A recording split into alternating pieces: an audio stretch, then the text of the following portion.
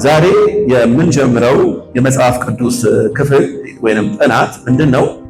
በተለምዶ በጣም ብዙዎቻችን የምንፈራውና ለመተርጎም አዳጋች የሚሆንብን ለመተርጎም እና እንደውም ስናጠና ከዘፍጥረት ጀምሮ ስናጠና መጽሐፍ ቅዱስን ዘፍጥረት፣ ዘጸአት፣ ዘሌዋውያን፣ ዘኍልቍ፣ ዘዳግም ካልን በኋላ እየሄድን እሱ ጋር ስንደርስ ይሄ ነገር ከኔ አቅም በላይ ስለሆነ ቆይ እስቲ አንድ ቀን ራሱ ሲሆን አያለው ሲፈጸም አያለው ብለን ዝም ብለን ዘግተን የምናስቀምጠው አንድ መጽሐፍ አለ አይደለም። ብዙ ጊዜ በመጽሐፍ ውስጥ የሚጠቀሱ ቃላቶች በተለምዶ አምቡ ቀለምሲስ ይሉታል ወይም ደግሞ ተምሳሌታዊ ስለሆነ ይሄ 7 ቀንድ፣ 10 ቀንድ፣ 7ቱ ማህተም፣ 7ቱ ጽዋዎች፣ 7ቱ መቅሰፍቶች ምንድናቸው የሚለውን ነገር ብዙ ጊዜ እናነበውና ስለማይገባን ዝም ብለን ነው እንጂ ምንተው ምንድነው ነገሩ ብለን በጥልቀት ለማየት አንፈልግም እና በብዙዎቻችን ዘንድ በጣም የሚፈራ መጽሐፍ ነው ብዬ እላለሁ። ይሄ መጽሐፍ ምንድነው ሲመልሱልኝ የዮሐንስ ራእይ መጽሐፍ ነው። አልዋሻችሁም። እኔም እስከተወሰነ ጊዜ ድረስ ይሄን መጽሐፍ በጣም ከሚፈሩ ሰዎች መካከል አንዱ ነበርኩኝ እና በተለይ ደግሞ እንዳሁኑ ጌታ በደንብ ሳይገባኝ ድሮ ይሄን መጽሐፍ ሳነብ እውነቱን ለመናገር ከምታነጽበት ይልቅ ምፈራው ነገር ይበልጣል። ምፈራው ለምን? ያው በቃ ታውቃላችሁ እንደው እንትኖቹ ተናዳፊዎቹ አውሬዎች ይላል ጭራቸው ላይ ነው መንደፊያ ያለው እና አንዴ ከነደፉ ለስንት ዓመት ሰው ይሰቃያል። አሁን የምናያቸው ነገሮች አሉ። ወደ መጽሐፉ ማለት ስንገባ ስለ ጊንጥ ተናዳፊ ፈረስ ይልሃል። አሁን አስቡት፣ ፈረስ ኖርማሊ ያው እኛ የምናውቀው ፈረስ የሚጋለብ እንጂ የሚናደፍ ፈረስ አለ። ተናዳፊ ፈረስ ይልሃል። ምንድነው የተናዳፊ ፈረስ? እና ብዙ ጊዜ በቃ ሳነበው እንግዲህ እዛ ዘመን ላይ እኖራለሁ ብዬ አላስብም። ስለዚህ ስለሚናደፍ ፈረስ እያነበብኩኝ በፈረሱ ሳልነደፍ አሁን እዚህ ጋር በስሜት ከምንደፍ ለምን አንደኛውን መጽሐፉን ዘግቼ አልተውምና አንድ ቀን እንግዲህ እግዚአብሔር ይሄ ነገር ይሆናል ይፈጸማል ባለበት ቀን ላይ ሲፈጸም አብረን አናየው ብዬ አስብ ነበር። ከሆነ ጊዜ በኋላ ግን በጣም የገባኝ አንድ እውነት ምንድነው? መጽሐፉ እንደዚህ ግራ እንድንጋባበት ብሎ እግዚአብሔር የሰጠን መጽሐፍ አይደለም። ግራ አጋቢ መጽሐፍ አይደለም። እሺ። እና ሰው ደግሞ ልክ እንደዚህ ለስነ ፍታቴ በጣም እንድንጨነቅበትም ደግሞ የሰጠን መጽሐፍም አይደለም። ይህ መጽሐፍ እንድንጨነቅበት እንድንቸገርበት በቃ ምንድነው ምስጢሩ ብለን በጣም እንድንመራመርበትም አይደለም። ይሄ መጽሐፍ የተሰጠን ለምንድን ነው ካላችሁ በዘመን ፍጻሜ ሊሆን ያለውን ነገር የእግዚአብሔር ሕዝብ አውቆና ተረድቶ ለዘመን ፍጻሜ የሚመጥነውን ሕይወት መኖር የሚችልበትን መርህ እንዲቀበል ነው ከመጽሐፉ ከዮሐንስ ራእይ መጽሐፍ። ስለዚህ ዛሬ የምንጀምረው ከዮሐንስ ራእይ ምዕራፍ 1 ነው። ስልኮቻችሁ ላይ የስልኮቻችሁን የምትጠቀሙ ሰዎች ዮሐንስ ራእይ ምዕራፍ 1 ታወጣላችሁ። ዮሐንስ ራእይ የመጀመሪያው ክፍል ዛሬ እንጀምራለን። ዮሐንስ ራእይ ምዕራፍ 1 ከ1 ጀምሮ እስከ 3 ያለውን ነው። ከዚህ ጋር በተገናኘ እንዲሁ ሳልናገር ቃል ሳላልቅ ማለት የማልፈልገው ነገር አለ። ይሄው ምንድነው? ያው ማስታወሻ ትምህርት እንደመሆኑ መጠን ማስታወሻ ብትይዙ ደስ ይለኛል። ምናልባት ዛሬ እንኳን ማስታወሻ እስክሪብቶና ወረቀት ያልያዛችሁ ሰዎች ስልኮቻችሁ ላይ ኖት አለና እሱኛው ኖት ላይ ብትጠቀሙ ጥሩ ነው ብዬ አስባለሁ። ምክንያቱም ሐሳብና ዕውቀት የሚታሰረው በጽሁፍ ነው። ግልጽ ነው፣ በጽሁፍ ይታሰራል። ስለዚህ የግድ ያው ደብተር ላይ ባጽፉም ግን ስልኮቻችሁ ላይ ኖት አውጥታችሁ ብትጽፉት ትጠቀማላችሁ። ከዛ ደግሞ ማስታወሻ ደግሞ ስትይዙ እንደው አንድ ላሳስብ የምፈልገው ነገር ምንድነው? ብዙ ጊዜ እኔ ልክ እንደዛ ያው ማስታወሻ ሲባል ይጨንቀኝ ነበረ። ምክንያቱም ሰባኪ የሚናገረውን ነገር ሁሉ ምጽፍ ይመስለኛል። ይሄ ነው ወገኖቼ፣ ሰባኪ የሚናገረውን ነገር ሁሉ እኔ የምናገረውን ነገር ሁሉ መጻፍ የለባችሁ። ሲጀምር ብጽፉት ማታነቡትም። ግልጽ ነው። ማስታወሻ መያዝ ያለባችሁ ለምንድን ነው? ከሚነገረው መልእክት ውስጥ እግዚአብሔር አልፎ የእናንተ ልብ የሚነካበት አንዳንድ አረፍተ ነገሮች አሉ አይደለ? ዋው ምትሉበት እግዚአብሔር እዚህ ጋር ተናገረ ብላችሁ ምትሉበት አለ አይደለ? እሷን ትጽፋላችሁ። ከዛ አስቀና ብላችሁ እንደገና ሰባኪ ትሰቡታላችሁ። የሆነ ሳለ ደግሞ እኔ ጻፉት ይሄ በጣም ኢምፖርታንት ነጥብ ነው ጻፉት ስላችሁ ትጽፉታላችሁ። ከዛ ውጪ የምታደርጉት ነገር ምንድነው? ልባችሁን የነካውን መልእክት ብቻ ጻፉ። አስፍሩት ላይ ስልኮቻችሁም ላይ አጀንዳዎቻችሁም ላይ እንጂ ሁሉንም አጻፉ። እሺ። ያው ድሮ እንግዲህ እናትና አባቶቻችን ልክ እንደዛ ነው የሚያደርጉት። ከቀን ነው የሚጀምሩት። ቀኑን ጽፈው ሰባኪው ማን እንደሆነ መግቢያው ጥሩ ነው። እንደዛም ቢሆን መልካም ነው። ግን በዋናነት እግዚአብሔር እናንተን የተናገረበትን ያንን መልእክት ብቻ እንድትይዙ ለማሳሰብ እፈልጋለሁ። አነበዋለሁ። ክብር ለእግዚአብሔር ይሁን። የዮሐንስ ራእይ ምዕራፍ 1 ከ1 ጀምሮ እስከ 3 ያለውን ነው የማነበው። ቶሎ መሆን የሚገባውን ነገር ለአገልጋዮቹ እንዲያሳይ እግዚአብሔር ለእርሱ የሰጠው የኢየሱስ ክርስቶስ ራእይ ይህ ነው። ኢየሱስም መልአኩን ልኮ ለአገልጋዩ ለዮሐንስ ገለጠለት። እርሱም ስለ እግዚአብሔር ቃልና ስለ ኢየሱስ ክርስቶስ ምስክርነት ያየውን ሁሉ መሰከረ። ዘመኑ ቀርቧል። እንግዲህ ይህን የትንቢት ቃል የሚያነብ ብፁዕ ነው፣ የሚሰሙትና የተጻፈውንም የሚጠብቁ ብፁዓን ናቸው ይላል። ከዚህ ውስጥ እንግዲህ የፈለኳት አንድ አረፍተ ነገር አለች። እቺ ምንድነች? ቁጥር 3 ላይ ያለችው ነች። ዘመኑ ቀርቧል፣ እንግዲህ ይህን የትንቢት ቃል የሚያነብ ብፁዕ ነው፣ የሚሰሙትና የተጻፈውንም የሚጠብቁ ብፁዓን ናቸው ይላል። ዮሐንስ ራእይ ምዕራፍ 1 ቁጥር 1 ጀምሮ እስከ 3 ካስተዋላችሁ በምዕራፉ መጀመሪያ ላይ አንድ ቃል እናገኛለን። እሷን ቃል እንደውም ብታሰምሩባት ደስ ይለኛል፣ ቦልድ ብታረጓት። ምን የሚል ቃል ነው? እኔ ጋር ያለው መጽሐፍ ቅዱስ ሲጀምር እንደዚህ ይላል፣ ቶሎ መሆን። አገኛችኋት? ቶሎ በሉ። ቶሎ መሆን የሚገባውን ነገር ለአገልጋዮቹ እንዲያሳይ ይላል። ይሄ ቶሎ መሆን የሚገባው ነገር ምንድን ነው ብለን ስንጠይቅ በዚህ ክፍል ላይ ቶሎ መሆን የሚገባው ተብሎ የተነገረው በዚሁ በዮሐንስ ራእይ መጽሐፍ ላይ የተጻፉት ነገሮች ናቸው። ይኸው ምንድን ነው? ዳግም ምጽአቱና ከዳግም ምጽአቱ ጋር በተገናኘ ያሉ አንዳንድ ነገሮች፣ ኦልሞስት ሁሉ ነገሮች ቶሎ እንዲሆኑ የሚገባ ነገር ነው። አማርኛውን ብቻ ሳይሆን እንግሊዝኛውን መጽሐፍ በዚህ ክፍል ላይ ሳነበው ምን ይላል? ቶሎ መሆን የሚገባው ብሎ በአማርኛ የተናገረው አምፕሊፋይድ ቨርዥን እንደዚህ ይለዋል፣ shortly and speedily come to pass። በጣም ባጭሩ እና በጣም በፍጥነት ሊሆን የሚገባውን ነገር ነው የሚለው። እኔ ጋር ናቸው።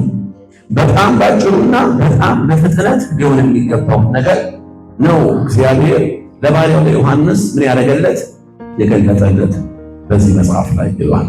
ይህ መጽሐፍ እያጠናው በነበረበት ሰዓት ላይ ለራሴ አንድ ጥያቄን ጠየቁ። ያ ጥያቄ የእናንተን ጥያቄ ሊሆን እንደሚችል አስባለሁ። ጥያቄው ምንድን ነው? ቶሎ ሊሆን ዘንድ የሚገባውን ብሎ የተናገረው እግዚአብሔር መቼ ነው? የዛሬ 2000 ዓመት ነው። ይሄ ደብዳቤ የተጻፈው የዛሬ 2000 ዓመት ላይ ነው። የዛሬ 2000 ዓመት ላይ ስለዚህኛው ደብዳቤ እግዚአብሔር ሲናገር ምን አለ? ቶሎ ሊሆን የሚገባው ነገር። አሁን አንድ ነገር ልጠይቃችሁ። የዛሬ 2000 ዓመት ላይ ሆኖ ቶሎ ሊሆን የሚገባውን ነገር ካለ 2000 ዓመት ሙሉ ነገሩ ወይ ሆኖ እኛ ሳናውቀው ነው ወይስ እግዚአብሔር እንደው ነገሩን ትቶት ነው ረስቶት ነው? ምክንያቱም ነገርየው ሾርትሊ ኤንድ ስፒድሊ ካለ ቶሎ ሊሆን የሚገባው ነገር ተብሎ 2000 ዓመት ከተቆጠረ ትንሽ ቃሉ ስለሱ ብቻ አይመስልም? የእግዚአብሔር ቶሎና የኛ ቶሎ ነገሩ እንዴት ነው? ቆም ብዬ እዚህ ጋር ጥያቄ መጠየቅ ጀመርኩ። እግዚአብሔር ሆይ ነገሩ ይሆናል፣ ይፈጸማል፣ ቶሎ ይሆናል ያለው የዛሬ 2000 ዓመት ነው። ከዛሬ 2000 ዓመት በኋላ ይሄው እስካሁን ነገሩ አልሆነም። ስለዚህ እኛም ዛሬ ራእይ ምዕራፍ 1 ጀምረን ስናጠና ነገሩ ቶሎ ሊሆን እንዳለ ነው ማሰብ ያለብን ወይስ ገና ከዚህ በኋላ 2000 ዓመት እናስቆጥር? ይሄ እየጠየቅኩኝ ባለሁበት ሰዓት ላይ አንድ ነገር ለመንፈሴ ገባኝ። ይኸው ምንድን ነው? በዚህ ቦታ ላይ እግዚአብሔር ለባሪያው ለዮሐንስ ቶሎ ይሆን ዘንድ የሚገባውን ብሎ ተናግሮ ይህን ከተናገረ በኋላ ግን 2000 ዓመት የተቆጠረው እግዚአብሔር ነገሩን ትቶት ወይም ደግሞ ረስቶት አይደለም። ይልቁንም ለምንድን ነው ካላችሁ በየዘመናቱ ማለትም for the last 2000 ላለፉት 2000 ዓመት ሙሉ በየዘመናቱ የሚነሳው ትውልድ ይህን መጽሐፍ ሲያነብ አንድ ነገር ማወቅ አለበት። ነገሩ ቶሎ ሊሆን እንዳለ ማለትም ሁሉ ጊዜ ዳግም ምጽአትን የኢየሱስን መምጣት ስናስብ የዛን ዘመን ላይ የነበሩ የዛሬ 2000 ዓመት የነበሩ ሰዎች ነገሩ ቶሎ እንደሚሆን እየተናገሩ ግን እነሱ ነገሩ ሳይሆን 2000 ዓመት እንደተቆጠረ እኔና እናንተ ኢየሱስ ይመጣል እያለን 2000 ዓመት ይቆጠራል በሚል አቲቲዩድ ሜንታሊቲ እንዳንኖር ሁሉ ጊዜ ስለ ነገሩ ስናስብ ነገሩ ቶሎ ሊሆን እንዳለ ምን ማለት ነው? አሁን ይሄ የምናየው ዓለም ሊጠቃለል ሊገባደድ እንዳለ ኢየሱስ በደጅ እንደሆነ ስለ ዳግም ምጽአት ስናስብ ነገሩን ከተወሰነ ዓመት በኋላ ብለን እንዳንደለድል በዚህ ሜንታሊቲ እንዳንመላለስ ሁሉ ጊዜ ኢየሱስ ይመጣል ሲባል አሁን በቅርብ እንደሆነ እንድናስብ እንድናምን እንጂ ቆይ ትንሽ ይቆያል። ምክንያቱም መጀመሪያ ይመጣል የሚለው ማለት ተቀበሉት ማለት የተቀበሉት ሐዋርያት ይመጣል ብለው 2000 ዓመት አስቆጥረዋል። ስለዚህ እኛም ደግሞ ይመጣል ብለን ምናልባት ከዚህ በኋላ 2000 እንኳን ባይሆን ደግሞ 1000 ዓመት ሊያስቆጥር ይችላል በሚል የተዋሸ እውነት ውስጥ እንዳትመላለሱ። ኢየሱስ ይመጣል ሲባል አሁን ቶሎ እንዝራው ነገሩ ቶሎ ሊሆን እንዳለ አስባችሁና አውቃችሁ አምናችሁ በዚህ ሜንታሊቲ እንድትንቀሳቀሱ መንፈስ ቅዱስ ይፈልጋል። ቶሎ ሊሆን ዘንድ የሚገባውን ብሎ ሲናገር እንግዲህ ይህ ነው። ሰምታችሁ ነው እነ ዮሐንስ ይህን ሲናገሩ ቶሎ ሊሆን ነው ብለው ነው ያስቡት። ግን ነገሩ ሳይሆን ስንት ዓመት ሆነ? 2 ዓመት ሆነ። የእነ ዮሐንስ ዘመን ካለፈ በኋላ አራተኛው መቶ ክፍለ ዘመን ላይ የነበሩ ቅዱሳን የዮሐንስ ራዕይ መጽሐፍ ሲያነቡ ቶሎ ሊሆን ነው ብለው ነው የሚያነቡት እንጂ ከነሱ በኋላ ወደ 1600 ዓመት ይቆጠራል ብለው አያስቡም። ከዚህ በኋላ ጌታ መቼ የሚመጣ መቼ እግዚአብሔር ማለት ኢየሱስ ክርስቶስ መቼ ወደ ምድር መጥቶ ቅዱሳንን ተሰቅንጠቅ መቼ እንደሆነ አናውቀው። ግን ሁሉ ጊዜ ስትወጡ ሆነ ስትገቡ ይሄ ለመመለባችሁ ሲስተካከል ኢየሱስ ቶሎ ይመጣል። እዛም ይዘገያል የሚል ጤናማ ያልሆነ እውነት ውስጣችሁ እንዳይኖር ቶሎ ይሆን ዘንድ የሚገባው በዚህ ይህንን ነገር ጳውሎስ እንትና ዮሐንስ ብቻ ሳይሆን ጳውሎስ ለሚያገለግላቸው ሰዎች የሚያገለግላቸው ቅዱሳን በዚህ ሜንታሊቲ ወይም በዚህ እውቀት እንዲመላለሱ እንደሚፈልግ አንዳንድ ክፍሎቹ ስናነብ የምናገኘው ነገር ይሆናል። ለምሳሌ አሁን በአንደኛ ቆሮንቶስ ምዕራፍ 7 ላይ ጥቅሱን ጻፉት፣ እኔ እነግራችኋለሁ። በአንደኛ ቆሮንቶስ ምዕራፍ 7 ቁጥር 27 ላይ አንድ የምናገኘው ነገር አለ። ይኸው ምንድነው? ጥቅሱን ጻፉትና ቀና ብላችሁ ጳውሎስ የቆሮንቶስ ሰዎች ጥያቄ ይጠይቁታል። ጥያቄው ምንድነው? ከሊቃ ናቸው። ጥያቄው ምንድነው? ጳውሎስ እናግባ ወይስ አናግባ? ካጠገባችሁ ያለው ሰው አሁን ይሄ ይጠየቃል። ይገርማቸዋል። የቆሮንቶስ ሰዎች ለጳውሎስ በደብዳቤ ጽፈው አይደለም ጳውሎስ እናግባ ወይስ አናግባ አሉት። በእርግጥ ለምንድን ነው እንደዛ ያሉት? እዛ ዘመን ላይ ቆሮንቶስ ቅዱሳን መካከል የሆኑ አይነት ሰዎች አሉ ማግባት የለብንም የሚል የሆነ ትምህርት ያስነሱ። ስለዚህ የቆሮንቶስ ቅዱሳን ደግሞ እነዚያን ሰዎች ሰሙና አይ ለካስ ወደ ጋብቻ መግባት ልክ አይደለም ማለት ነው ለሚል መደብደቢያ መጡ። ከዚያ ለጳውሎስ ደብዳቤ ጽፈው ላኩ። ጳውሎስ ሆይ እናግባ ወይስ አናግባ? ከዚያ ጳውሎስ እንደዚህ ያለላቸው እንግዲህ እኔ ስለዚህ ጉዳይ ስለ ጻፋችሁ ስለ ጋብቻ ጉዳይ የምናገረው ይሄንን ነው። ሁላችሁም ልክ እንደኔ ብትሆኑ እፈልጋለሁ። ምን ማለት ነው? ጳውሎስ ምንድን ነው? ጃንደረባ ነው፣ ሴት ነው። ሁላችሁም ምን ሆኑ? ጃንደረባ ግን አለ ማግባት የወንዴ ጉዳይ አይደለም፣ የጸጋ ጉዳይ ነው። ሰው ጸጋው ሲሰጠው ልክ እንደኔ ሳያገባ ዘመኑን ሁሉ ጌታን አገለግላለሁ ብሎ መኖር የሚችልበት አቅም ይሰጠዋል። ስለዚህ ምን አለ ጳውሎስ? እንደኔ ጸጋው ከተሰጣችሁ ሳታገቡ፣ ነገር ግን አለ ከዛ ግን ውጪ እያንዳንዳችሁ ብታገቡ ኃጢአትም ሆነ ክፋት የለበትም ማለት። ይሄ ብቻ አይደለም። ጳውሎስ ስለ ማግባትና ስላለማግባት ብቻ ሳይሆን አንድ ያገባች ሴት ከባሏ ጋር ስለምትለያይበት ሁኔታ ደግሞ ይናገራል። ለምሳሌ አሁን በጌታ ያልሆነ አሕዛብ የሆነ የትዳር አጋር ያላቸው ሰዎች ምን ማድረግ እንዳለባቸው፣ የትዳር አጋሮቻቸው ደግሞ በሞት ያሉ ሰዎች ማድረግ እንዳለባቸው እዛ ጋር በጣም ጠሊቅ የሆነ ሐሳቦችን ያስቀምጥላቸዋል። አንደኛ ቆሮንቶስ ምዕራፍ 7 ላይ በርምስ እና ይገርማቸዋል። የቆሮንቶስ ሰዎች ልክ እኛ ዘመን ላይ ያሉ አማኞች ይመስሉታል። አይታችኋል። እኛ ዘመን ላይ ያሉ አማኞች በተለይ ቸርች ውስጥ ያው ያደጉበት ስለሆነ የጋብቻ ሴሚናር የጮኝነት ትምህርት ምናምን ሲባል አይታችኋል። ቸርች መጥቶ ማቀው ነው በይወው ሙለት ያለው ሆዲሽ ነው አይደል? ከዛ ጳውሎስም የልባቸውን ፍላጎት ስላወቀ አንደኛ ቆሮንቶስ 7 ላይ በደንብ አድርጎ የጠየቁትንም ያልጠየቁትንም ጥያቄ መለሰላቸው። ጳውሎስ ይገርማቸዋል። ስለ ጋብቻ ብሎ አስተምሮ መጨረሻ ላይ ግን ሐሳቡን ሲደመድመው እንደዚህ ያለላችሁ ቁጥር 27 ላይ እኔ ግን ብላችሁ እንደዚህ ነው አለ። ምንድነው የምትለው? ያው እንግዲህ እንደምታውቁት ዘመኑ አጭር ነው። ተምራችሁናል። ጥያቄያቸው ስለምን ነበር? ስለ ጋብቻ። የጳውሎስ መደምደሚያ ምንድን ነው? ዘመኑ አጭር ነው። ከዛ እንደዚህ ያለ ያገቡ እንዳላገቡ ሆኖ ያጩ እንዳላችሁ ሆኖ አለ። ምን ማለት ነው? ያገቡ እንዳላገቡ ሆኖ ማለት አገብተው ቀለበታቸውን ይደብቁና አግብተሃል ሲባል አይ አላገባሁም የለም በሉ እያለን ያለው አይደለም። ያገቡ እንዳላገቡ ይሁኑ ብሎ ሲናገር ጳውሎስ ምን እያለን ያለው? ሙሉ ለሙሉ ልብ፣ ትኩረት፣ አይን፣ ኃይል፣ ጉልበት ሁሉ ነገር ትዳር ውስጥ አይሆን። ምክንያቱም ትዳር የሚባለው ሴትን ራሱ ሊያበቃ ጊዜ የቀረው ጌታ በደጅ ነው። ምክንያቱም ወደዛኛው ዓለም ስንሄድ ይገባል። ታውቃላችሁ፣ ወደዛኛው ዓለም ስንሄድ እኔና ሚስቴ እንዳለን ነው ሄደው አላውቅም።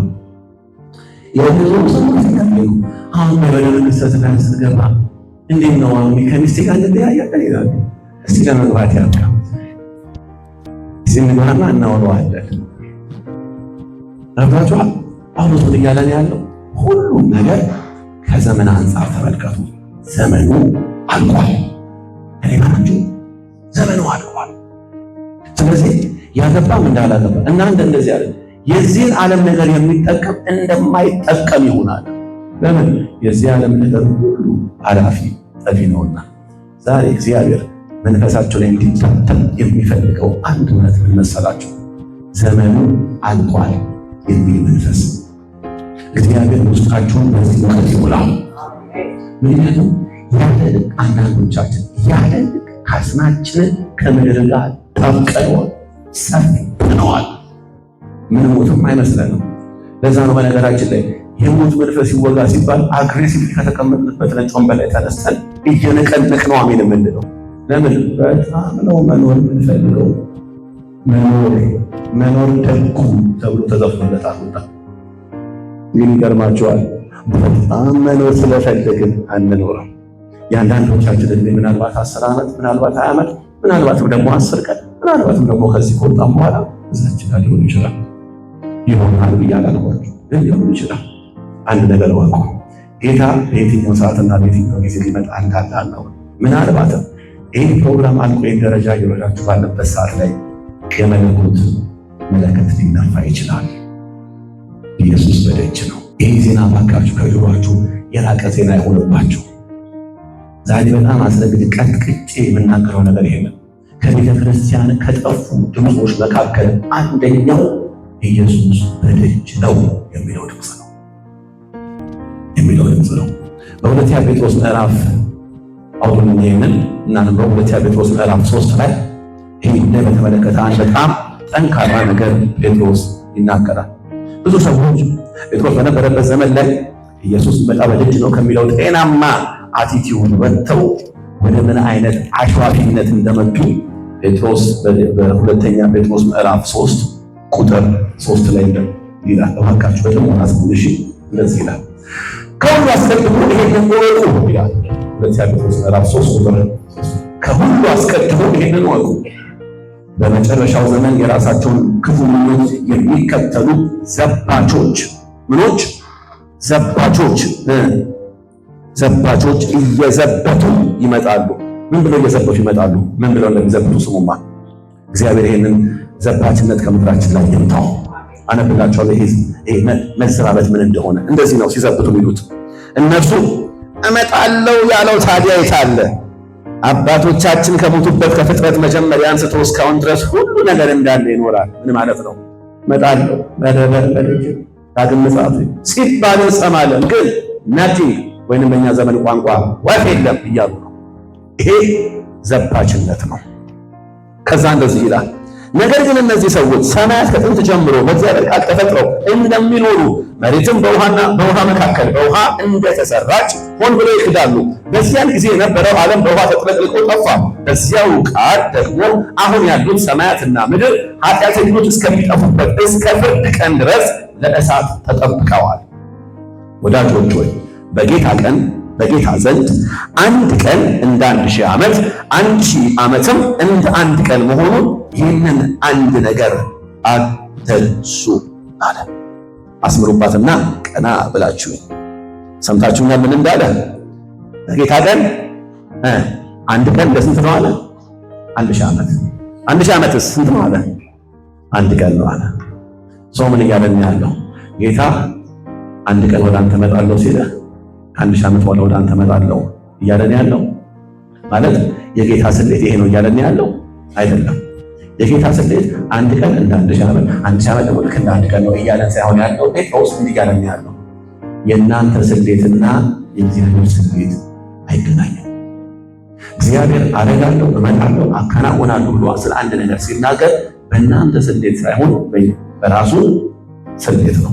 ስለዚህ በቅርብ እመጣለሁ ብሎ ሲናገር መቼ እንደሆነ እኛ ስለማናውቅ ከኛ የሚጠበቀው ነገር ምንድን ነው? እመጣለሁ ያለው ጌታ እስከሚመጣ ድረስ ለዘመን ፍጻሜ የሚመጥነውን ሕይወት ይዘን እንድንገኝ ነው። አለቀ። እነዚህ ቀጥሎ ላንበብላቸው። አንዳንድ ሰዎች የዘገየ እንደሚመስላቸው የተስፋ ጌታ ቃሉን ለመፈጸም አይዘገይም። ነገር ግን ማንም እንዳይጠፋ ፈልጎ ሁሉ ለንስሐ እንዲበቃ ስለ እናንተ ይዘገያል አይደለም።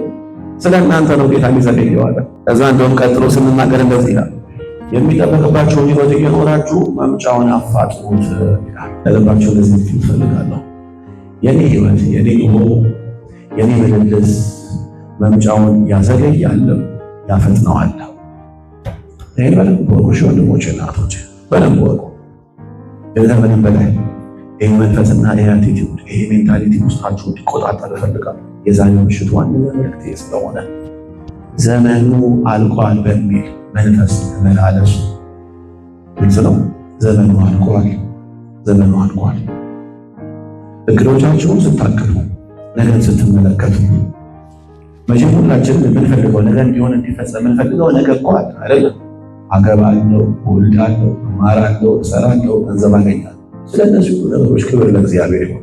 ግን ግድ የላችሁም ልባችሁ ሙሉ በዛ ነገር ላይ እርፍ ብሎ ከዋናው ፍጻሜያችሁ እንዳትለያይ። እኔን እንደምታዩ እኔ እዚህ ጋር እንዳለው እርግጠኛ እንደሆናችሁ እባካችሁ በአንድ ነገር እርግጠኛ ሆኑ። ከሰማነው የቆየ ዜና የቆየ ርዕስ ቢሆንም ዛሬ እንደ አዲስ እንድትሰሙትና እንድታደምጡ እፈልጋለሁ።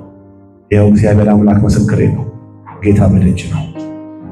ይኸውላችሁ የዛሬ 2000 ዓመት የነበሩ የእምነት አባቶቻችን ኢየሱስ በደጅ ነው ብለው ሲናገሩ የነበረው ዘመን ላይ ስለ ዳግም ምጽአቱ የተነገሩ ፕሮፌሲዎች አሁን እኛ ዘመን ላይ ካለው ጋር ሲወዳደር አንድ አይደለም። ምን ልትፈልግ ነው ካላችሁ ያኔ ከነበረው ይልቅ አሁን ያለንበት ዘመን ላይ ዳግም ምጽአቱን በተመለከተ የተነገሩ ፕሮፌሲዎች 85% ጻፉት።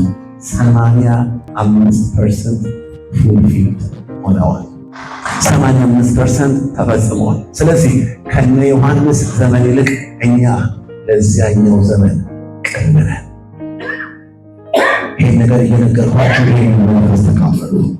ኢየሱስ ሊመጣ ነው የሚሆን መንፈስ ወንዶች እናቶች፣ ከዚህ ጋር በተገናኘ እንደው ልብን ምን ይሰብራል፣ ልብን ምን ያሳዝናል ካላችሁ አሁን በጣም የምንሰማው በጣም የምናየው የምናስተውለው ነገር አለ። ኢየሱስ ይመጣል በሚለው ነገር፣ ጌታ ሆይ ና በሚለው ነገር ብዙዎቻችን እንስማማለን። ግን ና ስንል ናና ውሰደን ሳይሆን ወደ ነገሬ ና ነው ምንድነው? ዋሸው አምናለሁ። ጌታ ወደ ነገሮቻችሁ ይምጣ እንጸልዩ። ወደ ነገሮቻችሁ ይመጣ።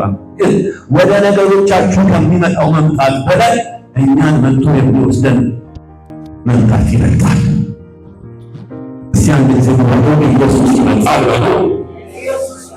ማስተራችሁ ደግሞ ስለተሰራን ይወስ ስለሆነ አይደለም።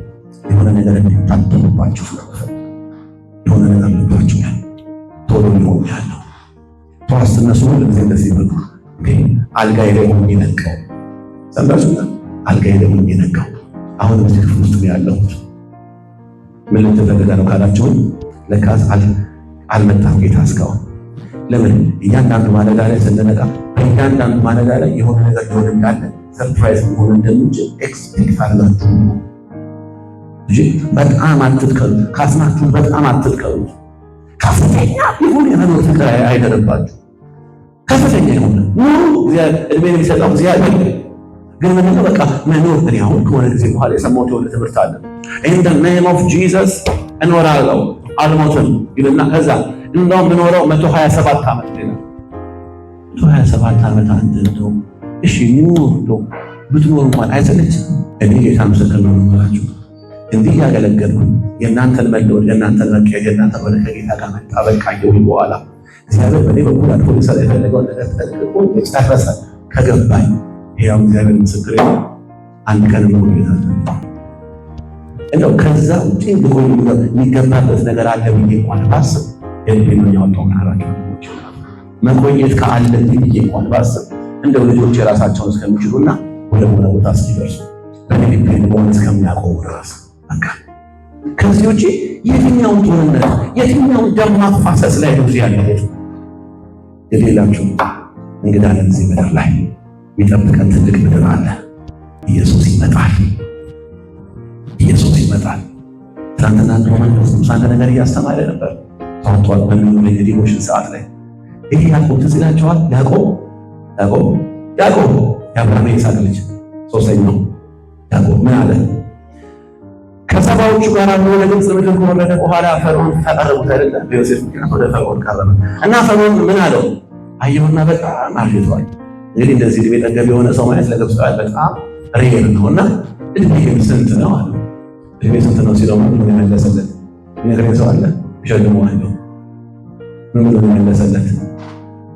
በምድር ላይ የኖርኩበት ዘመን ሳይሆን ያለው እንደዚህ ያለው በምድር ላይ በእንግድነት የኖርኩበት ዘመን 130 ዓመት ነው።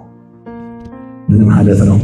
ሰውየው 130 ዓመት አስቆጥሮ አሁንም ድረስ ስለዚህ ምድር እንግዳ ነኝ እያለ ነው። ለምን እንግዳ ነኝ ብለው እንዳሰቡ የሚነግረን አዲስ ኪዳን መጽሐፋችን ዕብራውያን ምዕራፍ 11 ነው። ዕብራውያን ምዕራፍ 11 እንደዚህ ይላል፣ አብርሃም እግዚአብሔር ከኡር ምድር ውጣ ባለው ጊዜ ወዴት እንደሚሄድ ሳያውቅ ታዝዞ በእምነት ወጣ ይለናል።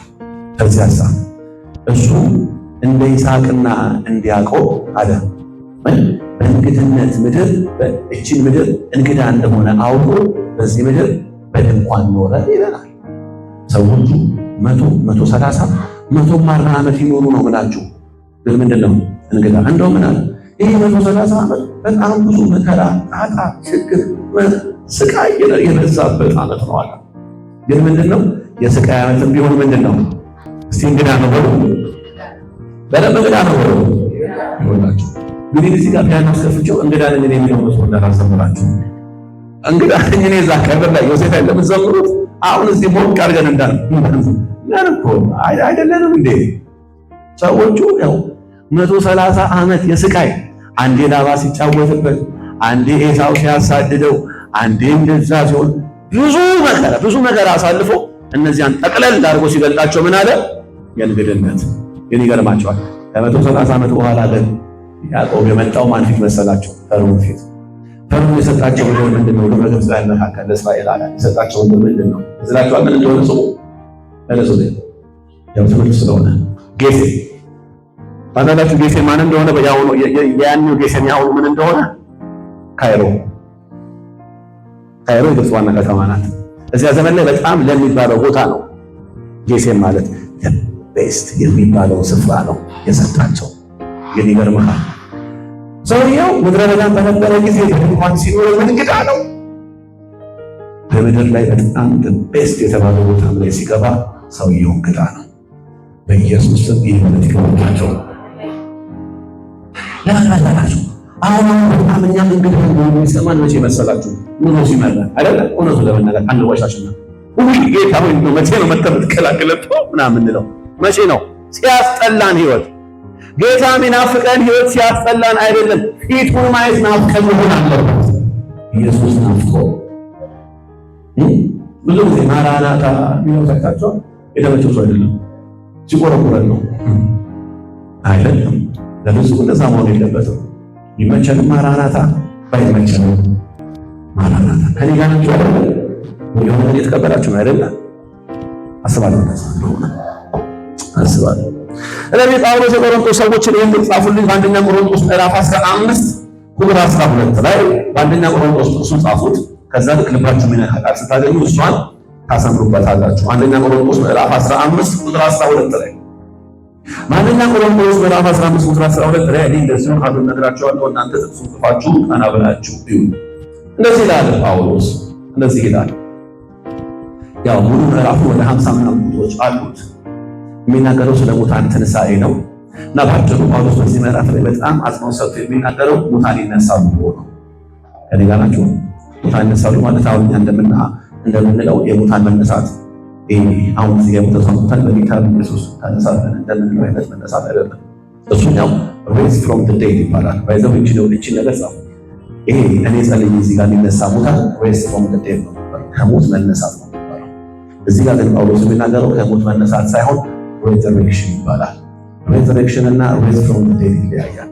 ሬዝ ፍሮም ዘ ዴድ ከሞት መነሳት ሲሆን ሬዘሬክሽን ግን ከሞት ከመነሳትም ባለፈ ዳግመኛ አለመሞት ማለት ነው። ኢየሱስ ጌታ ነው። እሺ ትንሣኤ አለ ነው የሚለው ጳውሎስ።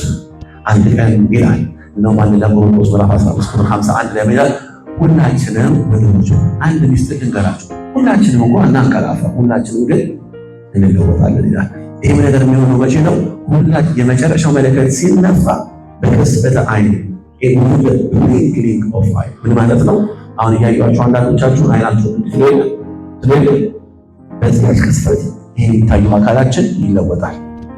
ሰምታችሁና ይለወጣል። ምን ይሆናል? የማይሞት የማይበሰብስ የማያረጅ የማይታመም ዘላለማዊ። ከዛስ በክርስቶስ የሞቱት አስቀድሞ ምን ያደርጋሉ? ይነሳሉ። ከዛኛ እንለወጣለን ይላል። ከዛ እንደዚህ ያለ ጳውሎስ እኛ እኮ ክርስትናንና አገልግሎትን በተመለከተ ያንን ዋጋ የከፈልነው ይህንን ትንሣኤ ተስፋ አድርገን ነው እንጂ ሌላ ምንም ተስፋ ያደረግነው ነገር የለም። ታዲያ ይላቸዋል ጳውሎስ ቁጥር ምዕራፍ 15 ቁጥር 12 ላይ ከእናንተ መካከል ይላል እንግዲህ ቆሮንቶስ መካከል አንዳንድ በሽተኛ ሰዎች ገብቷል። በሽተኛ ስላችሁ ሰውነታቸው የሚያማቸው የእውቀት በሽታ ያለባቸው። ምን የሚወበት በሽታ ያለባቸው? የሙታን ትንሣኤ የለም። ልክ ሰዱቃውያን የምንላቸው ሰዎች ያለባቸው እውቀት ማለት ነው። ትንሣኤ የለም፣ ሙታን አይነሱ፣ ሰይጣንም የለም፣ መልአክም የለም ብሎ ያላል ያስቡ ሰው። ከዛ አሁን how dare you ነው የሚላቸው። እንዴት ነው እንዲህ ብላ ይሄ አይነት እውቀት ወደ ውስጣችሁ እንዲገባ የፈቀዳችሁ? ሙታንም አይነሱ ከሆነ እኮ ምን እያላችሁ መሰላችሁ? ኢየሱስ ከሙታን አልተነሳም እያላችሁ እኮ ነው። ኢየሱስ ከሙታን ካልተነሳ ደግሞ የኔና የናንተ መዳን ውሸት ነው። ለምን? መዳናችን የተረጋገጠው እሱ የሞተ ዕለት ሳይሆን ከሙታን የተነሳ ዕለት ነው እያለ ነው። ከዛ እንደዚህ በኤፌሶን ከተማ ሳለው እንደ አውሬ ካሉ ሰዎች ጋር የተናነኩት እንደ አውሬ ያሉ ሰዎች መጥተው ሊቦጫጭቁኝ እስከሚደርሱ ድረስ ከባባድ የሆነ መከራን ያስተናገድኩት እኮ አንድ ቀን ከዚህ ሁሉ መከራ ወጥተን በጌታ ፊት በትንሣኤ አካል እንቆማለን በሚለው ተስፋ ነው። ለምንም አይደለም ብላችኋል። ከዛ እንደዚህ ያለ በለምሰውና የሙታን ትንሣኤ የለም ብላችሁ የምታስቡ ከሆነማ ብላችኋል ጳውሎስ። እንደዚህ ብለው እንደሚሉት አይነት ሰዎች ሆናችሁ ማለት ነው። እነዚያ ሰዎች እንደዚህ ይላሉ፣ ነገ ምን እንደሚሆን ስለማናውቅ ዛሬ እንብላ፣ እንጠጣ፣ እንደሰት፣ እንቦርቅ እንደሚሉ ሰዎች ትሆናላችሁ። እናንተ ደግሞ እንደዛ መሆን የለባችሁ። ለምን? የዛሬ መብላትና የዛሬ መነሳት ብቻ ሳይሆን ማየት ያለባችሁ ከዛሬ በኋላ ነገ በሚባለው ቀን ላይ የሚመጣ ጌታ አዳኝ አለ። ኢየሱስ ዘመኑ አልቋል በሚል መንፈስ ተመላለሱ። ድሮ እኮ ታውቃላችሁ፣ እኔ እኮ አሁን ነው እንጂ የቀረው። አሁን ብዙዎቻችሁ ሳያችሁ ብዙዎቻችሁ ኦልሞስት በእድሜ ይበልጣችኋል። ቀድሞ እኮ የቀድሞ ክርስቲያኖች እኮ ሰላምታ እንደዚህ ነበር ታውቃላችሁ። አሁን እኮ ነው ሃይ ኤይ ሂ ዊሃ ምናምን የሆነው። ቀድሞ ታውቃላችሁ ሲነግሩኝ እናትና አባቴ ገበያም ላይ ምንም ላይ ቸርችም ቢሮ ምንም ይገናኝ ሲገናኙ እንዴት ነህ እግዚአብሔር ይመስገን ከተባባሉ በኋላ ሲለያዩ ኢየሱስ ይመጣል ብለው ነው የሚለያዩት። ይመልስልን እግዚአብሔር ይህንን መንፈስ ይመልስ። ኢየሱስ ይመጣል። ኢየሱስ ይመጣል። በዚህ ሜንታሊቲ፣ በዚህ አስተሳሰብ፣ በዚህ እውነት፣ በዚህ ቅኝት ከሆነ የምንኖረው ታውቃላችሁ ሰይጣን እናንተ ጋር መጥቶ እናንተን የሚያስለቅስበት ምንም አይነት ኬስ አይኖረው። ለምን? የመጀመሪያው የመጨረሻው ሰይጣን እናንተን አይቶ እንጉልልጭ ማለት ምንም ነገር የላችሁም እያለ ተስፋ የሚያስቆርጣችሁ ለኦንሊ ነገር እያሳያችሁ ነው። ነገር ትሆናለህ፣ ነገር ትረጋለህ፣ ነገር እንዴት ይሆንልሃል በሚል ሀሳብ ነው። ግን እኔና እናንተ ስለ ነገር ስናስብ እናገኛለን። ክብር ለእግዚአብሔር ይሁን። ምክንያቱም ጌታ ኢየሱስ ያጣ ማንም ሰው የለም። ይሆንልናል፣ ይከናወንልናል። ነገር ግን ነገር ላይ ከምናገኘው፣ ነገር ላይ ከምንበላው፣ ነገር ላይ ከሚከናወንልን፣ ነገር ላይ ከሚሳካልን ነገር የበለጠ ትልቁ ድልና ስኬታችን ከጌታችን ጋር ፊት ለፊት መገናኘታችን ነው። ኢየሱስ ይመጣል ማለታችን የሚገባው ብሎ ሲናገር መጽሐፍ ቅዱስ ያንን ነገር እያለን ያለ ደግሞ ሮሜ ምዕራፍ 13 ቁጥር 11 ላይ ጻፉና ቀና ብላችሁ በሮሜ ምዕራፍ 13 ቁጥር 11 ላይ እንደዚህ ይላል፣ ወንድሞች ሆይ ከዳንበት ጊዜ ይልቅ መዳናችን ወደኛ ምን ብሏል? ቀርቧል። ከዳንበት ጊዜ ይልቅ መዳናችን ወደኛ ምን ብሏል? ይሄኛው መዳን ምንድን ነው ካላችሁ መቼም አንዴ አይደለም። ታዲያ ከዳንም በኋላ እንደገና የሚቀርበን መዳን ነው ካላችሁ መጽሐፍ ቅዱስ ስሙን እዚህ ጋር በደንብ ስሙን። መዳናችን አንድ እንደሆነ ነው የሚነግረን። አንድ መዳን፣ ሁለት መዳን፣ ሶስት መዳን የለም፣ አንድ መዳን አለ። ነገር ግን ይሄ አንድ መዳን ጊዜውን ወይም ወቅቱን በሶስት ይከፍለዋል። ይሄው ምንድነው? የመጀመሪያው በክርስቶስ ኢየሱስ አምነን ዳግመኛ ስንወለድ የመንፈሳችን መዳን ነው የሚሆነው። አሁን ሲማያሰው ጠቅላላ ምናልባት ዛሬ ገና የመጣ ሰውና ጌታ እንደገዳዳኝ ማቃል ተቀበለ ሰው ካልሆነ በስተቀር ሁሉም ሰው ይሄኛውን መዳን አግኝቷል፣ የመንፈስ መዳን። ቀጥሎ አንደኛ ጴጥሮስ ምዕራፍ 1 ቁጥር 9 ላይ የምናየው የነፍሳችን መዳን። የነፍስ መዳን ማለት ዕለት በዕለት የምንኖረው የቅድስና ሕይወት ማለት ነው። እሱ የነፍስ መዳን ይባላል። ሶስተኛውና ደግሞ የመጨረሻው አሁን የምንጠብቀው ገና ያላገኘነው መዳን ምንድነው ስንል ጳውሎስ በሮሜ ምዕራፍ 8 ላይ የነገረን መዳን ነው። ይኸው ምንድነው? ፍጥረት ሁሉ በሞት ጊዜ እንዳለው አይነት ስቃይ በመቃተት ላይ እንደሚገኝ እናውቃለን። እርሱ ብቻ ደግሞ ሳይሆን የመጀመሪያውን የመንፈስ ፍሬ ያገኘን እኛ የሰውነታችን ቤዛ የሆነው ልጅነታችንን በናፍቆት እየተጠባበቅን በውስጣችን እንቃትታለን። ምን እያለን ያለው? ምንጠብቀው ልጅነት አለ፣ ምንጠብቀው መዳን አለ። ይህ መዳን ምንድነው ካልን የመንፈሳችን መዳን ኦልሬዲ ተከናውኗል። የነፍሳችን ደግሞ መዳን እየተከናወነ ነው ያለው። የስጋችን መዳን ነው አሁን የምንጠብቀው። ይህ የስጋ መዳን ደግሞ ምንድነው ካላችሁ ቅድም እንደነገርኳችሁ አንድ ቀን መለከት ሲነፋ እንዲሁ እንዳለን ያ ባዲያችን ይቀየራል። ባይዘው የሚቀየረው ጸይም የሆነ ወደ ቀይ፣ ቀይ የሆነ ወደ ጸይም ወይም ደግሞ ጣታችን 2 ሴንቲሜትር ከፍ ከፍ ይላል አይደለም። ይሄው አካል ነው የሚሆነው። ግን ምንድነው የሚሆነው? ግሎሪየስ የከበረ አካል ይሆናል። የማይሞት የማይበሰብስ በዛ አካል ነው ለዘላለም ከጌታ ጋር የምንኖረው። ባካችሁ ከተስፋዎች ሁሉ በላይ ትልቅ የሆነውን ተስፋ እየነገርኳችሁ ነው ያለሁት። ይህ ተስፋ በልባችሁ ላይ ይታተም። ብዙ ጊዜ እኛ መቼም ያው የተስፋ ቃል ብለን ስንል አጀንዳዎቻችን የሞሉት ምን እንደሆነ አውቃለሁ። እነዚያ በነገራችን ላይ የተስፋ ቃል ብለው አይላቸው መጽሐፍ ቅዱስ። እነዚያ እግዚአብሔር ነገ በአንተ ከ2 ዓመት በኋላ ከ3 ዓመት በኋላ በአንተ እንዲያደርጋለሁ እንዲያከናውናለሁ ብሎ የነገረ ከ3 ዓመት በኋላ ምን እንደሚያከናውን ለአንተ የተናገረበት ቃል ነው እንጂ ተስፋ አይደለም። መጽሐፍ ቅዱስ ከዘፍጥረት ጀምሮ እስከ ራእይ ድረስ አንድ ተስፋ እንዳለ ነው የሚነግረን። ያም ተስፋ ኢየሱስ ይመጣል። ግልጽ ነው። የተስፋ ቃል ብለን ምን አይነት ነው? ከአጀንዳዎቻችን ጋር የጻፍ ነው። እሱ ነገ እግዚአብሔር ሊሰጠን ያለውን ነገር የተናገረበት ስፍራ። የተስፋ ቃል ግን አንድ ነው። በተለይ በአዲስ ኪዳን መጽሐፍ እስቲ አንድ ቦታ እኔ ነኝ ያለ አንድ ቴዎሎጂ መጥቶ እዚህ ጋር ፊት ለፊት ቆሞ ተስፋ የሚለውን በእንግሊዝኛው ሆፕ ወይም ፕሮሚስ የሚለውን ቃል ለምድራዊ ነገር የተጠቀምበትን ክፍል ያሳየን ይችላል። በአዲስ ኪዳን ወደ 160 ምናምን ጊዜ በላይ ተስፋ የሚለው ቃል ተጽፏል። አንድ ቦታ ላይ ግን ለምድራዊ ነገር ተስፋ የሚለውን ቃል ተጠቀማን ተመለከቱ። ተስፋ ካለ 160 ምናምን ጊዜ ኢየሱስ ይመጣል ነው። አሜን ነው። ኢየሱስ ስም ከተባበረ በዚህ ሜንታሊቲ ነው እያለ ክብር ለእግዚአብሔር ይሁን። ስለዚህ ጳውሎስ ከዳንበት ጊዜ ይልቅ መዳናችን ወደኛ ቀርቧል። ቶሎ መሆን የሚገባውን ነገር ብሎ መጽሐፍ ቅዱስ እንግዲህ ከነገረን በዚህ አስተሳሰብ፣ በዚህ ሜንታሊቲ፣ በዚህ እውቀት እንድንመላለስ እግዚአብሔር ይፈልጋል። የዛሬ መልእክት ይሄ ነው። በዚህ እውቀት እንመላለስ። ኢየሱስ ቶሎ ሊሆን ይመጣል። አሁን በሚቀጥሉ ሳምንታት የምናያቸው በጣም ጠሊቅ የሆኑ ነገሮች አሉ። አሁን እንደርስባቸዋል። ስለ ቀንዱ እንደርስበታለን። እሺ እንደው ጌታ ይረዳኛል በፕሮጀክተሩ ለማሳያችሁ ማለት በአካል ቀንዱ ልጅ ይመጣ ደስ ይለኛል። 7 ቀን ልጅ ይመጣል በደንብ እናንተ እንዲገባችሁ ማለት ነው። ግን እንደው በፕሮጀክተር በደንብ እነዚያን ነገሮች እናያቸዋለን። የዛሬው ዋና ሐሳብ ምንድነው? በቃ በዚህ እውነት ተመላለሱ። ክብር ለእግዚአብሔር ይሁን። በኋላ ስትሄዱ ሰላም ተባባሉ። ኢየሱስ ይመጣል። ወደ ቤት እየገባችሁ ይህን ተናገሩ። እሺ እግዚአብሔር ምን ያለው ብላችሁ እግዚአብሔር እንደዚህ ይላል፣ ኢየሱስ ሊመጣ በደጅ ነው። ሰሞኑን ይመጣል። አሜን ነው። አይ እንዲህ እንደተባለ እኮ ጀምሮ ነበር እኮ እንደዚህ ባለ ሰማይ ነበር እንዳትሉ ካላችሁ ቅድም እንደነበርኩላችሁ ምዕራፍ 3 እንዳለ አይነት ዘባቾች ትባላላችሁ። ይመጣል። ሃሌሉያ። ራዕይ ምዕራፍ 22 ቁጥር 17 ላይ ምን ይላል? ራዕይ ምዕራፍ 22 17 ላይ እንደው ሁላችንም ብናነበው ደስ ይለኛል። ራዕይ ምዕራፍ 22 ቁጥር 17 ላይ በጣም ደስ የሚል ቃል ነው። ይሄ መጨረሻው የዮሐንስ ራዕይ መጨረሻው ክፍል ነው።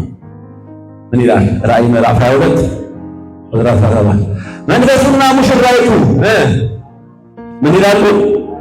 እስኪ ና በሉ። ከሰማነው ቆየን። ይሄንን እስኪ ና የሚል መዝሙር ከጉባኤ መካከል አንድ ሲያስታውሰኝ ጌታ ሆይ ና የሚል መዝሙር እየተለማመደ በማህበሬ ላይ መጣ አይደለም።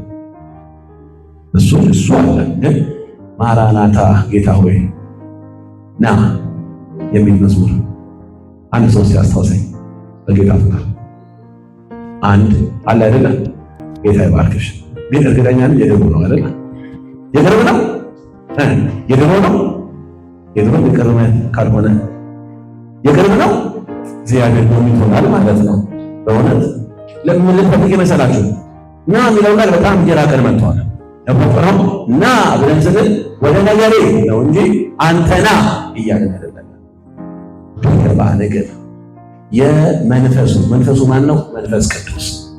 የመንፈስ ቅዱስና የሙሽራይቱ ማለትም የቤተ ክርስቲያን ድምፅ ምንድን ነው? ሲናገሩ ነው ና የሚለው ነው። ና ጌታ ሆይ ና ማለት ሲገባን ሂድ እያለን ስለሆነ ያለነው ምህረት አለ። በንግግራችን በትምህርቶቻችንም ሂድ እንደው ቢቻል ኖሮና ጌታ ሆይ ና ለማለት ይልቅ ቆይ አንዴ አይደለም። እንደዛ ሲል አልገጠማችሁ? ዋና ሰው ጌታ ነገር ሲባል እንዴ ሳላገባ ይላሉ። እና ታዲያ አንተ እስክታገባ ገብቷችኋል? ባይዘው ቅድም የነገርኳችሁ ነገር ይሄን ነው። ምድራዊ በረከቶች ለማናችንም ይሁን ሲጀምር ይሄ ጋብቻ ብለን የምንለው ነገር በራሱ እግዚአብሔር ከሰማይ የሰጠን መለኮታዊ ተቋም ነው፣ ስጦታ ነው። እግዚአብሔር ኢንጆይ እንድታረጉት ግን ምንድነው አናወዳድረው ከምን ጋር? ከዳግም ምጽአቱ ጋር ና መንፈሱና ሙሽራይቱ ና ይላል። የቤተ ክርስቲያን ዋነኛ ድምፅ ና ነው መሆን ያለበት።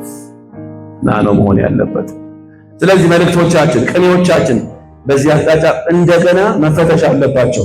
ና ነው እያለን ያለነው ወይንስ በአፋችንና በልባችን ግን ትንሽ ቆየን? እንደው አሁን ማን ሞትና ጌታ አሁን ሊመጣ እንዳለ ቢገባን እንደው ጌታ ለእናንተ ብቻ ለሚስጥር ቢነግራችሁ ከ30 ደቂቃ በኋላ ለአንቺ ብቻ ነው የምናገረው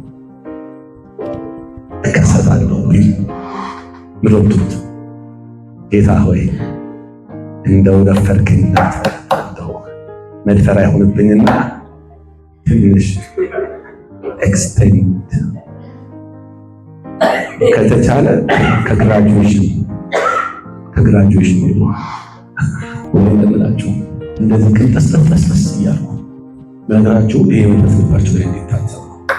ኢየሱስ ይመጣል። ቶሎ ይሆናል። እንደነገርኳችሁ ፕሮፌሲዎች 85% በላይ ፉልፊልድ ሆነዋል። አሁን የምንሰማቸው የምናያቸው ስልኮቻችን አሁን ፈቅጄላችሁ ስልክ አውጥተን ብንመለከት ዜና የመካከለኛው ምስራቅ ጦርነትና ይሄ ግጭት፣ ግራ መጋባት ማንም ሊፈታ ያልቻለው ይሄ ከባባድ የሆነ ውዝግብ አይምሰላችሁ። ኢጎ የሀገራት ኢጎ አይደለም። እሺ የዘመን ፍጻሜ ምልክት ነው። ለምን? ዘመኑ ባለቀ ጊዜ ከሚታዩ ምልክቶች መካከል አንደኛው ህዝብ በህዝብ ላይ ነው አይደለም? ህዝብ በህዝብ ላይ ይላል። ያ የመሬት መንቀጥቀጥ አለ። አይተዋት መሬት መንቀጥቀጥ አይተዋት የማታውቀው እንኳን ምድራችን ኢትዮጵያ ከሆነ ዓመት አይደለም ከሆነ ወዲህ ምን መሆን ጀምሯል? ያው እኔ አንድ ብቻ ነው የሰማሁት እሱን ነገር ትንሽ እየነቀነቀሰ ነው። ግን ከጀሞ ምናምን ያላችሁ ሰዎች በደንብ ነው ሲያናቁጣችሁ እንደነበር የሰማሁት። እዚህ ጋር እዚህ ግርጅት ሰምቶ ነበር አይደለም? አንድ ሰባኪ ሲናገር እንደዚህ አለ። የዳግም ምጽአቱ ስብከተኛ ሰባኪዎች መስበክ ስናቀው ማለት እነ ቢቢሲ እና እነ ሲኤንኤን እየሰበኩልን ነው። እንዴት ካላችሁ ጦርነት፣ ረሃብ፣ ድርቅ ሆኗል እያሉ ዳግም ምጽአቱ እንደቀረበ ምልክት እየሰጡ ያሉት። እኛ ስናቀው እነ አልጀዚራ ጀመሩት። ግዴላችሁ ይህ ከቤተ ክርስቲያን አይወጣ። ዛሬ ልባችሁ በዚህ እውነት ይሙላ። ይህ መልእክቴ መቼም ለእናንተ ብቻ ሳይሆን ለብዙ ሰው ደርስ ደስ ይለኛል። ኢየሱስ ሊመጣ በደጅ ነገሩ ቶሎ እንዲሆን እንዳለ እንድታውቁና እንድታስተውሉ ይሄ የዛሬው መልእክታችን ነው። እቺ ብቻ ነግሬያችሁ ከዛ እንጸልያለን። እንደውም አንድ 10 ደቂቃ ላይ ዛሬ በጣም ኢፌክቲቭ ነው ተጠቀምነው። ወደ ተነሳንበት ጥቅስ ላምጣችሁ። ቶሎ መሆን የሚገባው ነገር ለአገልጋዮቹ እንዲያሳይ እግዚአብሔር ለእርሱ የሰጠው የኢየሱስ ክርስቶስ ራእይ ይህ ነው። እርሱ መልአኩን ልኮ ለአገልጋዩ ለዮሐንስ ገለጠለት። እርሱም ስለ እግዚአብሔር ቃልና ስለ ኢየሱስ ክርስቶስ ምስክርነት ያየውን ሁሉ መሰከረ። ቀጥሎ ይላል ዘመኑ ቀርቧል። ባይዘወይ ዘመኑ ቀርቧል ወይንም ዘመኑ አልቋል። የዛሬ 2000 ዓመት ከሆነ ዘመኑ አልቋል ወይንም አጭር ነው የተባለው የዛሬ 2000 ዓመት ከሆነ እስቲ መልሱ። ከ2000 ዓመት በኋላ ያለው ዘመን ምንድን ነው የሚባለው? አጭር ነው ወይንስ አጭር? ታውዘንድ ይርስ ያለው ዘመን እንደዛ በላይ ካልገለጥከው በስተቀር ሌላ መገለጫ ካላለው አለ ብቻ። ዘመኑ አልቋል ወይንም ቀርቧል። ከዛ እንደዚህ ያለችን ቃል በደንብ ይሄ የትንቢት ቃል ይሄንን ቃል እስቲ አጎባዳ የትንቢት ቃል ነው ወርድ ፕሮፌሲ። ይሄ የትንቢት ቃል ምንድን ነው? ይሄው የራእይ መጽሐፍ ብቸኛ የትንቢት ቃላችን ነው። በነገራችን በዚህ ዘመን ላይ የነበሩ የትንቢት መጽሐፎች ስንት ናቸው? የትንቢት መጽሐፍቶች ከኢሳይያስ ጀምሮ እስከ ሚክያስ ድረስ 17 አይደለም? ብሉይ ኪዳን 17 የትንቢት መጽሐፍ ነበረው። አዲስ ኪዳን ግን አንድ የትንቢት መጽሐፍ ብቻ ነው። ያም ትንቢት ምንድነው? ኢየሱስ ይመጣል። ስለዚህ ምን ያህል ይህን የትንቢት ቃል ማለት የዮሐንስ ራእይ ማለት ነው። ይህን መጽሐፍ አንደኛ የሚያነብ ሰው፣ ሁለተኛ የሚሰማ፣ ሶስተኛ የሚጠብቅ ሰው አለ። እንደው በጌታ ፍቅርች ሶስት ማለት ነጥብ ጻፉልኝ። ይሄን ካጻፍኳችሁ ብጨርስም መልእክቴን አገባድጃለሁ። በቃ ይህንን የራእይ መጽሐፍ የሚያነብ አንደኛ የሚያነብ፣ ሁለተኛ የሚሰማ። የሚያነብ ሲባል ምንድን ነው? ከዛሬ በኋላ እናንተ በሳምንት አንዴ ክፍል ብለን እናደርገዋለን። እኔ ያነባለሁ፣ እናንተ ትሰማላችሁ። በእርግጥ በግድም ደግሞ እንድታነቡት አበረታታችኋለሁ። ይህንን መጽሐፍ የሚያነብ ከዛ የሚሰማ ከዛ የሚጠብቅ ምንድን ነው አለን? ብዙ ነው። ብዙ ምን ይመስላችኋል? ብዙዎቻችን ብዙ ብለን የምናስበው አንድ ነው። ብዙነታቸውን አይደለም ብዙነታቸውን ነው ብዙ ብለን የምናስበው። ግን በማቴዎስ ወንጌል ምዕራፍ 5 መሰረት ብዙነታቸው ሳይሆኑ በማቴዎስ ወንጌል ምዕራፍ 5 መሰረት የተጻፈውን መሪ የሚጠብቁ ሰዎች ናቸው። አንዳችሁና አይዟችሁ ከኔ ጋር አትሳቀቁ። አንድ ነገር በግልጽ ልንገራችሁ። ብዙ ጊዜ ብዙ ሲባል ቶሎ ወደ ብረት ይመጣው ማን ነው? ብዙ ሲባል ማን ነው የሚመጣው? አይደለ? ብዙ አቡነ ጳውሎስ ፓትርያርክ ጳጳስ የኢትዮጵያ ዘር ነው። እሳቸው ናቸው። ከእሳቸው እንጂ ብዙ የለም ብለን የምናስበው አይደለ? መብታቸው ነው። ብዙ ነው ማለት መብታቸው ነው። ግን መጽሐፍ ቅዱስ ማቴዎስ ወንጌል ምዕራፍ 5 ላይ ብዙ ያለው የሆነ ግለሰብን አይደለም። በመንፈስ ድሆች ሆኑ ምንድን ናቸው? ብዙ ማለት ደስተኛ ማለት ነው። ብዙ ደስ ይለኛል። ብዙ ማለት ደስተኛ። ይህ ግን ደስታ እቁብ ሲደርስህ የሚሰማ አይነት ደስታ አይደለም። ወይንም የደሞዝ ሰዓት ላይ የሚሰማ የሆነ ከውስጥ ትልቅ የሚል ደስታ አይደለም። ይህ ደስታ ከመንፈስ የሚወጣ ደስታ ነው። ምንም በሌለበት በደረቅ በባዶ ቦታ ላይ የሚሰማ ይህ ደስታ የሚቀናበት ደስታ ይለዋል አንድ መጽሐፍ ቅዱስ ተረጉሞ፣ የሚቀናበት ደስታ። ይህ ደስታ በረከት የሆነ ደስታ ነው። ታዲያ ምን እያለን ያለው? ይህንን መጽሐፍ የሚያነብ የሚሰማ ከዛ የሚጠብቅ ሰው ምንድን ነው አለ? ብፁዕ ነው አለ። ስለዚህ ወንድሞቼ እና እህቶቼ የዛሬው መልእክት ሲደመደም እንደዚህ ይላል። መጽሐፉ የሚነበብ የሚሰማና የሚጠበቅ እንጂ የምንሸሸው አይደለም፣ የምንዘጋው አይደለም። ከመቼው ጊዜ በላይ በዚህ መጽሐፍ ላይ ትኩረት የሚያደርጉ ሰዎች ለዘመን ፍጻሜ የሚመጥነውን ሕይወት መኖር ይችላሉ። ምናነሳቸው አንዳንድ ጠለቅ ያሉ ነገሮች አሉ። ስለ ንጥቀት እናነሳለን። አሁን ሁላችንም ኢትዮጵያ ውስጥ ያለ አጠቃላይ ጴንጤ ተብሎ የሚጠራ ሰው በጠቅላላ ቢነጠቅ ይመስላል አይደል?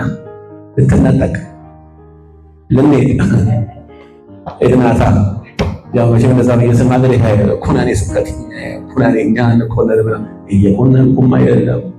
ግን መጽሐፍ ቅዱስ ባስቀመጠው መርህ ብንመዘን አይደለም መነጠቅ ቀርቶ ሲነጠቁ እንኳን ለማየት እድል የማይሰጣል።